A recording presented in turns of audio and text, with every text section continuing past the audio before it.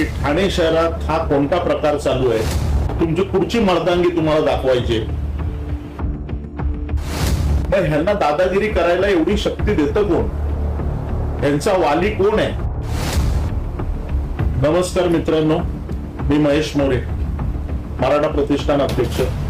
काल 22 number circle येथे Srinagar police स्टेशनच्या हद्दीमध्ये एक प्रकार घडला। मला वाटतं बऱ्याचशा लोकांना माहिती असेल, बऱ्याचशा लोकांना नसेल माहिती, आणि काही लोकांना, काही पत्रकारांना माहित असूनही त्यांनी ही बातमी न्यूज वरती लावलेली नाहीये। त्यांच्या आपल्या समोर सांगायचं कारण एकच आहे की ठाणे शहरात हा कोणता प्रकार चालू आहे की तुम्ही कोणाच्याही ऑफिसमध्ये घुसता, तुम्ही एक प्रतिष्ठित बिल्डर आहात ठाण्यामधले, आणि तुम्ही एक सराईत गुन्हेगार 20-25 घेऊन, ज्यांच्यावरती 307 सारखे गुन्ह्यासारखे गुन्हे दाखल आहेत, त्यांना घेऊन तुम्ही एखाद्या व्यक्तीच्या ऑफिसमध्ये घुसून तोडफोड करून त्यांना मारहाण करता।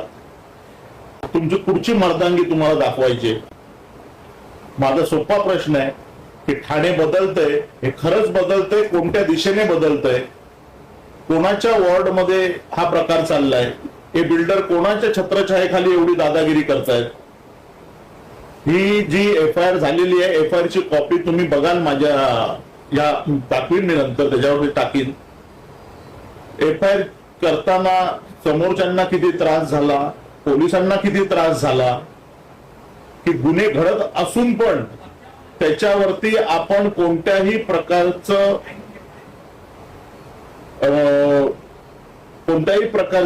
त्यांच्यावर शासन लागू नाही करायचं, ही सगळ्यात मोठी चूक आहे। शासन म्हणजे पोलिसांना करून करायचं असेल तरी त्यांना करता येत नाही, त्यांचे हात बांधलेले आहेत। मग ह्यांना दादागिरी करायला एवढी शक्ती देतं कोण? ह्यांचा वाली कोण आहे?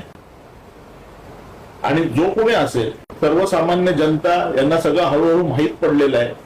ही हुकुमशाही, गुंडगिरी, गुटख्याचे अड्डे, ड्रग्सचे अड्डे हे बंद झाले पाहिजे ठाण्यामधून, असं माझं वैयक्तिक मत आहे।